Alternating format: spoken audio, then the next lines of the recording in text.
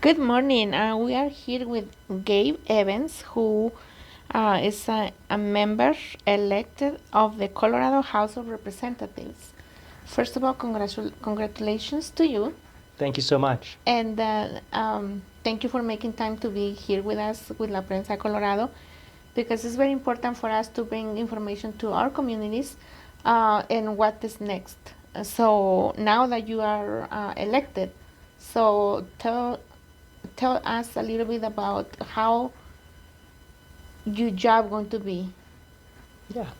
So, it was an election all year, first time, running for candidacy. And so after November 8th on Tuesday, when I learned that, wow, I'd actually won, right? This is my first time ever running for election. There was that big transition of Right. how do I go from, being a candidate to now actually being a representative elect and actually trying to do all of the things that I promised that I was going to do. So the first part of that was just understanding who my new colleagues are going to be down at the state capitol. So this is the state capitol in Denver, not the big capitol back in Washington, D.C. So I'll be going down to the state capitol in Denver as one of 65 people in the state house making laws for the state of Colorado.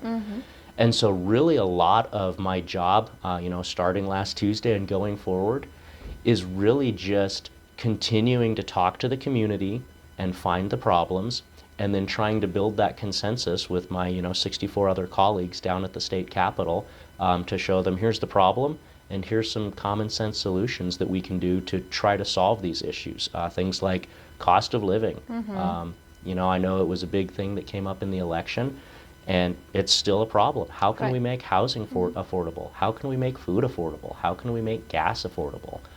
Things like community safety. We're still #1 in the nation for auto theft. We have a lot of problems with road rage in this state. How can we make sure that people are safe just driving on the road? And how can we make sure that our kids are getting a good education?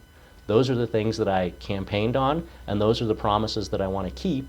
And so I just have to build those relationships, both with the community to get their specific input, and then also with my 64 colleagues down at the state capitol to try to show them, hey, here's what the people want, because at the end of the day, that's literally my job, is to represent the people of House District 48, which is Brighton up to but not including Greeley. Okay. And when you're talking about community, it's all who live in your district. Los todos, all of them. All of them. Yes. Yeah. And what do you need from the community to help you? So really, I just need honest dialogue, honest conversations with people. And and a lot of that is up to me. It's what I did for 10 years as a police officer. We always told, so I started off as a police officer, and then I promoted to sergeant, and then I promoted again to lieutenant. And so in those supervisory positions, what I always told my officers was, look, guys, you need to go out before the bad things happen and build relationships with your community. You should know every 7-Eleven clerk. You should know every gas station attendant. You should be going into all the businesses. You should be talking to all of the homeowners associations. You should be going to every neighborhood block party. You should know your community before the bad things happen. That way, when something bad does unfortunately happen, you already have that relationship there to where people will feel comfortable talking to you. And so that's what I want to do, and that's what I plan to do, is talk to the business communities, talk to the neighborhoods, work with the city councils. There's 9 different cities and towns in House District 48. There's 5 different school districts. There's 5 different chambers of commerce.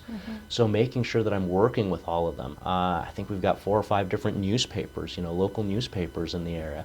So building those relationships with them so that I can not only give them information, but then they have the relationship with me where they can give the information back to me and tell me what the issues are, so that I can represent that and try to build consensus down at the state capitol to solve some of these problems. What is the issue that concern you more, and you will tackle in a different way to make a difference faster? Yeah. So obviously, having spent 10 years in law enforcement, I'm one of two former police officers that will be down at the state capitol between both the state house, 65 people, and the state senate, 35 people. So there's only two of us. And, obviously community safety is a big topic on everybody's mind, and police accountability, things like that. So already, as I've been going through some of the orientations for new incoming legislators, there's been a lot of folks that have come up to me and said, Gabe, you have over a decade of experience in this area. And so making sure that I can actually have those conversations with people, but be able to put it, be able to explain it in a way that everybody can understand. Right. One group of people that I think has been totally left out of the last couple of years of discussion about the role of law enforcement is the victims of crime. Unfortunately, that was who I saw the most. And I'll give you an example. We had a plumber one night, and his plumber van got stolen. Well, not only is his van missing, he also has $20,000 of personally owned tools and equipment in that van. And so even if his insurance will help him get a new van, he had a contract the next morning to go work in the house. Hey, you got 2 days to get the plumbing finished before the drywall goes up. Well, without his tools and his equipment, he can't meet that contract, which then means he may lose future contracts while he's trying to reassemble everything that he needs to do this. And so expressing those stories and telling folks, look, we can have the conversation about the cops, and we can have the conversations about what do we need to do, but at the end of the day, we need to remember the victims of these crimes and do everything that we can to have fewer people victimized and improve the safety of our communities, so that I don't have to have all of those sad conversations with people. Look, man, I'm sorry your plumber van got stolen, but there's not a lot they'll let me do because the state's given me so many rules that I have to follow. So being able to tell those stories, I think, is very, very powerful in being able to refocus the dialogue and the discussion about law enforcement back on the people that we should have been thinking about all along, which is the citizens in our community, and how do we keep them safe. Okay. Well, it's very interesting what you're going to be doing, and of course you will need support from the community. Something else that you want to mention that I didn't ask you? No, I'm really just looking forward to this new challenge. Like I said, I spent 10 years as a police officer doing that what we called community relations. If you have a little bit of free time, go to a busy intersection, park in the parking lot, start at one end, walk into every business, introduce yourself, leave them your business card. Because even if they don't have something to tell you at that moment, if you leave them your business card, they know how to get a hold of you, they now have a face to go with the name, they have all your contact information. 2, 3, 6 months down the road, when something does come up, they'll feel more comfortable reaching out. So that's what I'm really looking forward to being able to do for this area, and just really being able to use those lessons I learned building relationships with the community as a police officer, carry those forward and continue to build those relationships with the community as a state representative down at the Capitol in Denver. Well, thank you so much for being here with La Prensa de Colorado. Absolutely. Thank you so much for inviting me. Thank you.